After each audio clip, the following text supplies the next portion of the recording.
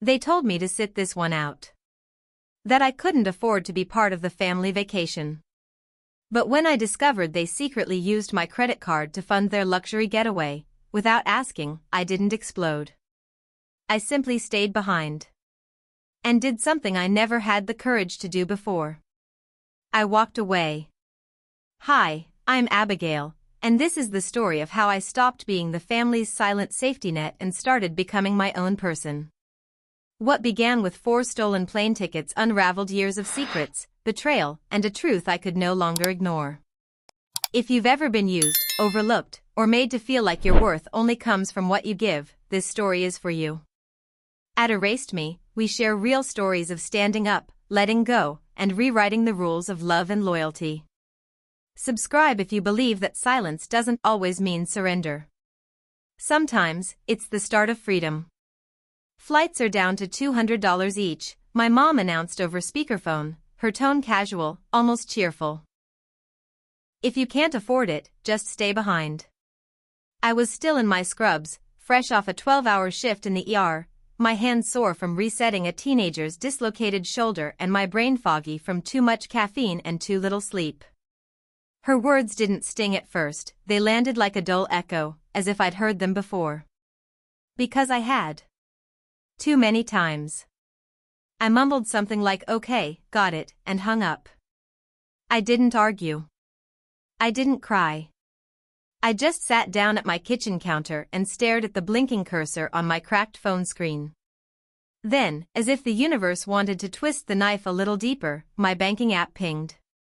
$4,800 business class, Hawaiian Airlines. My blood ran cold. I opened the transaction. For names, Caleb B., my sister Kayla's son, Derek B., Sandra M., and William M. Not me. Not once did they ask. Not once did they think maybe I'd notice. Or maybe they knew I would and didn't care. My hands were shaking as I tapped dispute all and locked my card. I'd paid for so many things without protest, groceries, last-minute emergencies, even Derek's ridiculous protein subscription, but this felt different.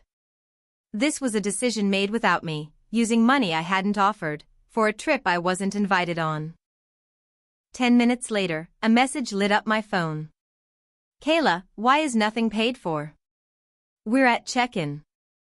I stared at her text for a long second. My pulse slowed. My spine straightened. I replied, what you said. I stayed behind. And I did. Just not in the way they expected. After I sent that text, what you said. I stayed behind. I set my phone down, walked to the sink, and ran cold water over my wrists. My heart was pounding, but not from fear. From clarity. The silence that followed wasn't hollow. It was full. Full of things I'd never let myself feel before, relief, defiance, and the faintest hum of self-respect. I dried my hands, poured myself a glass of wine, and for the first time in years, didn't flinch when it started to rain. I didn't cry. I didn't spiral. I opened my laptop. A few keystrokes later, I was scrolling through weekend getaways.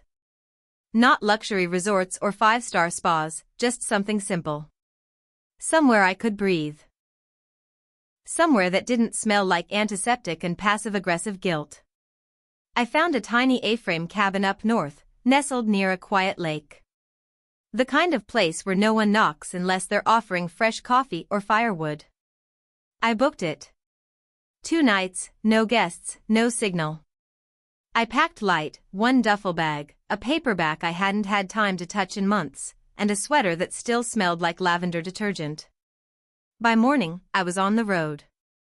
While they were boarding first class to Maui, I was sipping gas station coffee on a scenic byway with the windows down and nothing but trees and air between me and the version of myself I used to be. No more lists of things to pay for. No more rehearsed smiles when someone forgot their wallet. Just me, the open road, and a silence that didn't hurt, it healed. They expected me to mope, to beg for inclusion like I always had. Instead, I chose absence. Not as punishment. As liberation. It didn't start with the plane tickets. That was just the spark that finally hit the dry forest of resentment I'd been carrying for years. The truth is, the foundation had been crumbling for a long time. Little fractures hidden behind polite smiles and, of course, anything for family. I was 22 the first time Kayla borrowed my credit card. She needed a dress for her engagement party, something elegant, designer. "It's just a temporary emergency," she'd said. "You work in healthcare and wear scrubs all day. It's not like you'll even miss the money." The dress was $600. She never paid me back. She did, however, post a glowing photo of herself in it with the caption "Grateful for family who always shows up." Then there was Dad, a year later, asking me to co-sign a loan for a kitchen remodel. "It's not even for us," he insisted. "It's for resale value. One day, this house will be yours." That house has since been refinanced twice, once to cover Derek's failed business, and once to help Kayla through what she called a tough month, which included a ski trip to Aspen. I told myself these were one-offs. Exceptions. Acts of love. But then pneumonia knocked me flat last winter, and I asked Mom, just once, to bring me soup. She said she couldn't. She had promised Kayla she'd watch the kids while Kayla got her nails done. You understand, right? I always understood. When Derek crashed my car, the one I let him borrow while his was in the shop, my insurance rate doubled. He didn't apologize. He just laughed and said, "That's what insurance is for, right?" It was always like that. Small asks that became assumptions. Generosity mistaken for obligation. Love replaced by debt. They didn't just take money. They took the oxygen out of the room. I couldn't rest. I couldn't say no without becoming the villain. Somewhere along the way, I stopped being their daughter and became their backup plan. They didn't see me as someone to care for.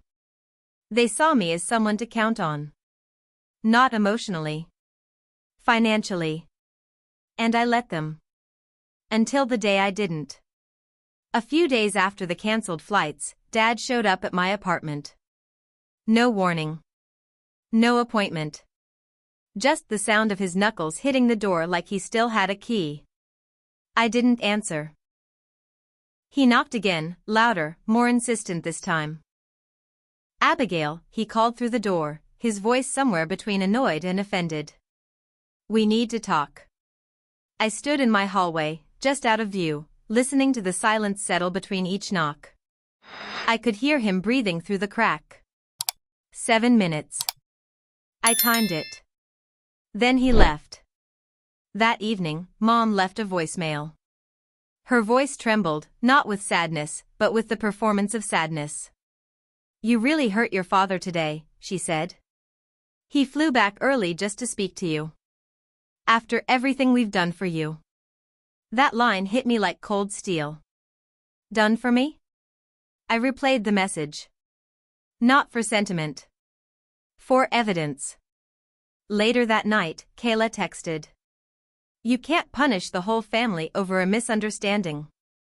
A misunderstanding. They used my name, my credit, my money without consent.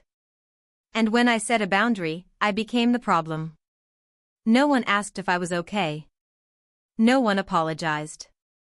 They simply acted confused, like I was behaving irrationally. Like I was breaking some unspoken contract where I existed to cushion their lives, quietly, reliably, without protest. I wasn't mad anymore. Not exactly. I was clear. They thought silence meant agreement. That compliance was love.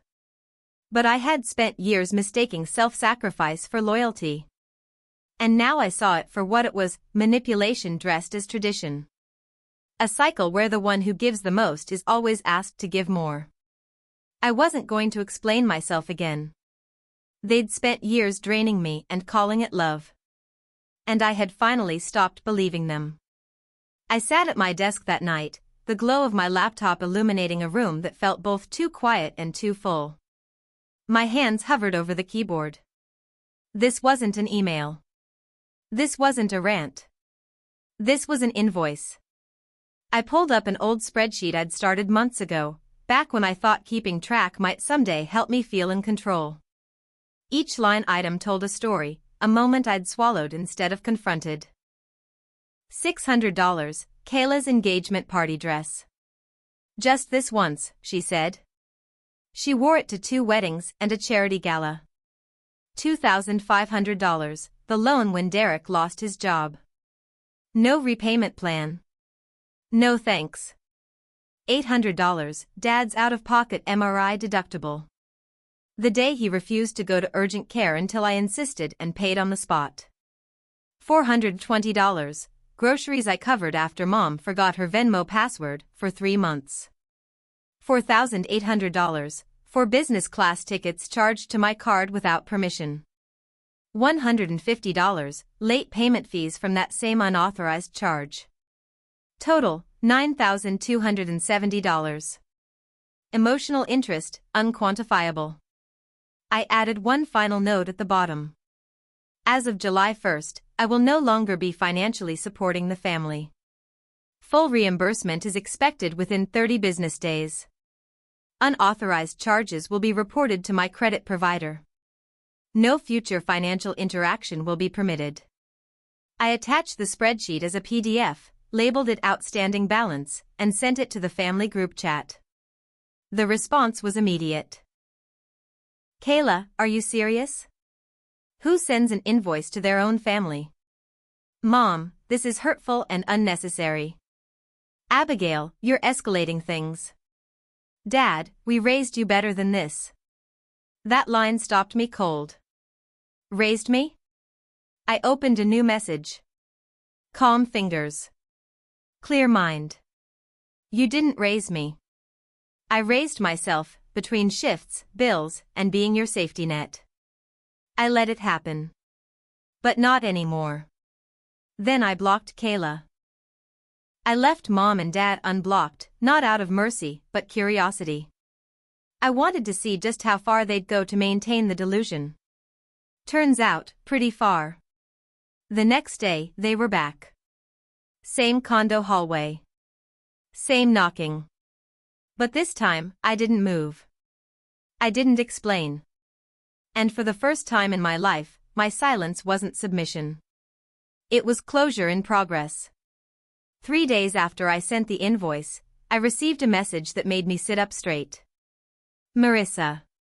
Yes, that Marissa, Derek's ex-wife. We hadn't spoken in years. Last I heard, she'd moved to Seattle, got promoted at her law firm, and started over with someone who actually listened when she talked. She was always sharp, all edges and facts, allergic to pretense. Her message was simple. Hey Abigail. Sorry to pop in like this, but you might want to talk. I stared at it. My first thought? Derek had dragged her into this, too. I replied, is this about him?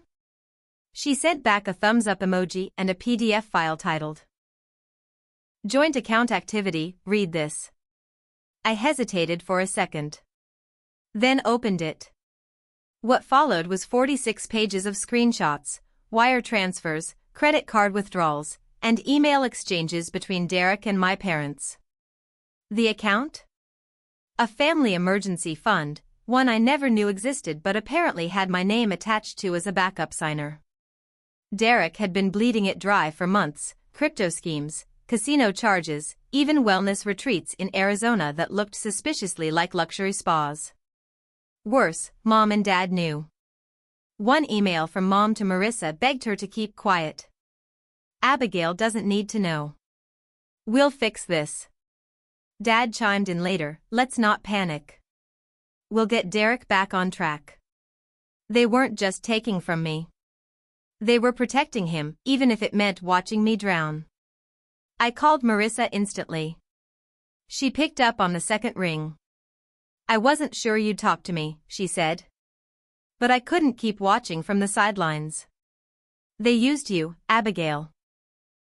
And now, they're trying to bury it. I didn't cry. I didn't even feel rage. I felt something colder. Sharper. like a scalpel slicing away the last thread of denial. The tickets were just the surface. The truth? They'd been gutting me for years, financially, emotionally, systematically, while calling it love. And now, I had receipts. That night, I printed every page Marissa sent me, transactions, email threads, flagged withdrawals, all of it. I laid them out on my kitchen table, each sheet like a brick in a wall I didn't build but was forced to carry. Then I sat down and updated my original invoice. I added a new section. Addendum, verified financial misconduct, see attached documentation. Below it, I wrote. This evidence confirms repeated unauthorized use of joint and individual accounts, with knowledge and active concealment by family members. As such, I reserve the right to pursue formal legal action if repayment is not completed within 30 days. Then I added one more line. This isn't revenge. It's accountability. I hit send, same family group chat. This time, I CC Aunt Linda, and, for good measure, a redacted version to HR at Dad's company, an anonymous tip, but thorough. 2 days later, Dad's name was gone from the company website. I didn't gloat. I didn't even smile. I just noted it in my file, consequences initiated. Kayla stopped messaging. Mom called 5 times. I didn't answer. Instead, I went to therapy. Real therapy. Not the talk to a friend over wine kind, but a licensed, soft-voiced woman named Dr. Hayes who didn't flinch when I said, I think my family only loves me when I'm paying for something. Meanwhile, Marissa and I kept in touch. She'd forwarded the same packet to a family law attorney and even the state fraud office. Derek was now under investigation for wire fraud and misappropriation of funds. Turns out, he didn't just use my card, he'd been skimming from Mom and Dad's retirement fund, too. The same parents who once told me he's just going through a rough patch. Ironic. I no longer felt like a daughter. I felt like an auditor. A whistleblower. A cleanup crew for messes I never made. But more than that, I felt awake. No more self-doubt. No more second-guessing. No more guilt for drawing a line in the sand. They wanted me silent. Instead, I gave them spreadsheets. After everything exploded, the invoices, the evidence, the silence that followed, I expected chaos. But what came instead was peace. Not fireworks or vindication. Just a stillness that wrapped around me like a weighted blanket. For the first time in years, no one was calling to ask for money. No texts about one last favor. No guilt-laced voicemails. Just quiet. At first, it felt eerie. Foreign. I'd grown so used to noise of financial noise, emotional noise, that silence felt like absence. But slowly, I began to realize it was something else. Space. Space to think. Space to breathe. I started doing small things I had long forgotten I enjoyed. Long walks after work, where I left my phone at home. Cooking real meals instead of microwaving frozen dinners at 11 p.m. Signing up for a pottery class on a whim because I'd always wondered what it would feel like to create something messy and imperfect. Then came David. We met at the hospital cafeteria. He was quiet, wore glasses, asked genuine questions. The kind of man who didn't flinch when I told him the truth about my family. He listened, nodded, and said only this. You don't owe them peace. You deserve your own. On Sunday afternoons, we'd browse the local farmers market, drink overpriced cold brew, and talk about things that had nothing to do with survival. No demands. No expectations. Just presence.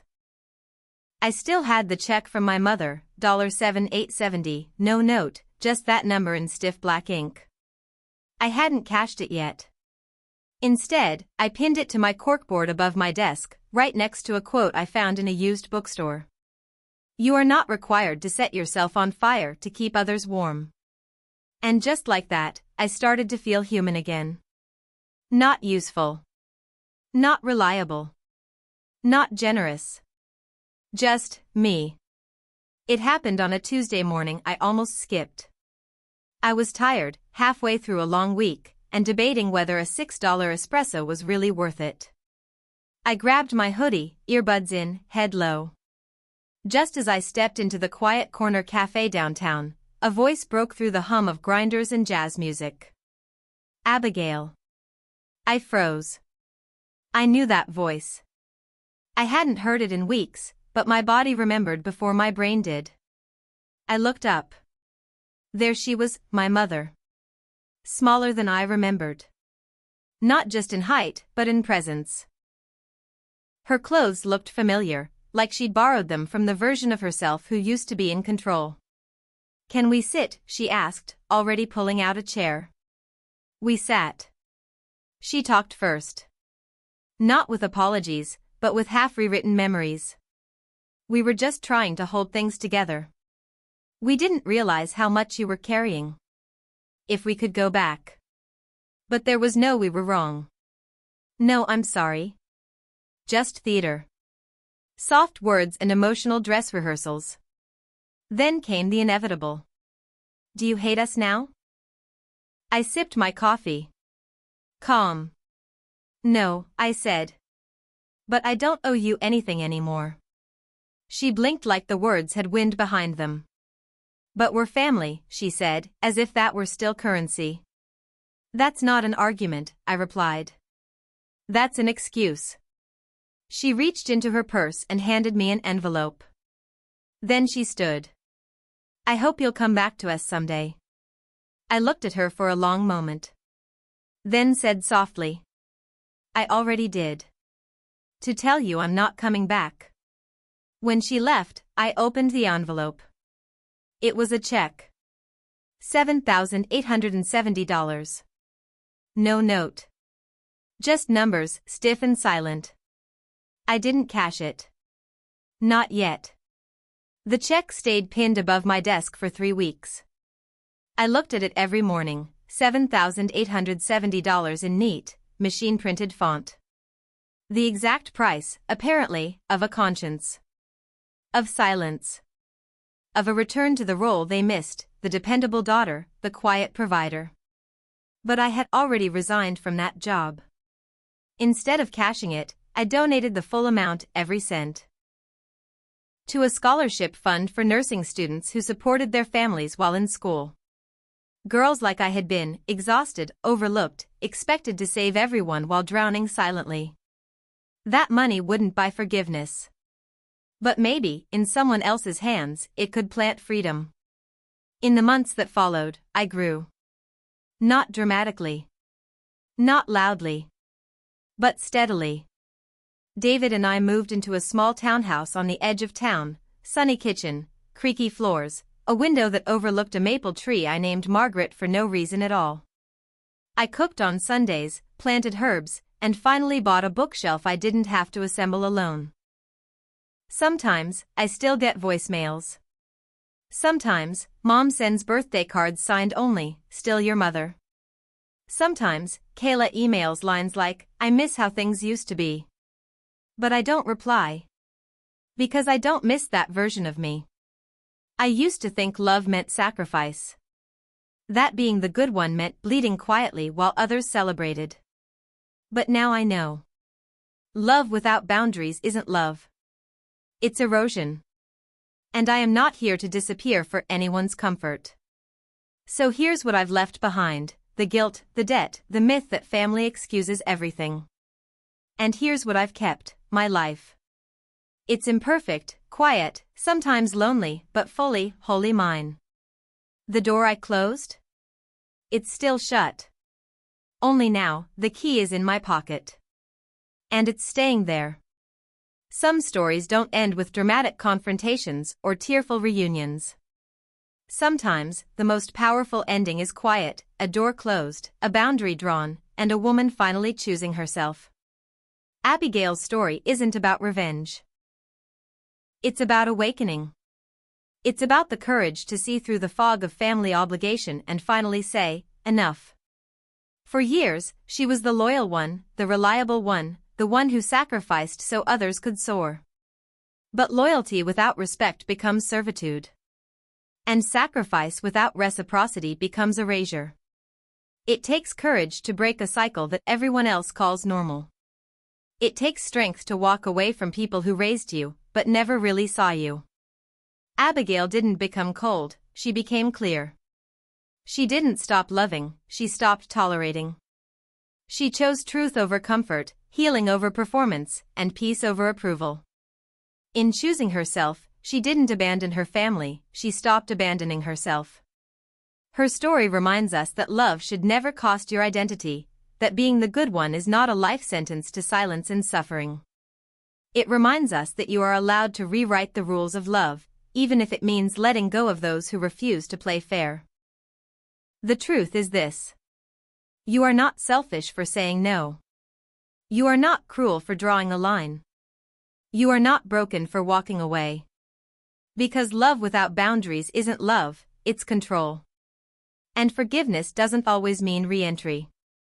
Sometimes, the bravest thing you can do is close the door and keep the key. Abigail didn't just reclaim her finances. She reclaimed her voice, her worth, and her future. And in doing so, she reminds us all. You don't owe anyone your peace, especially those who profit from your silence.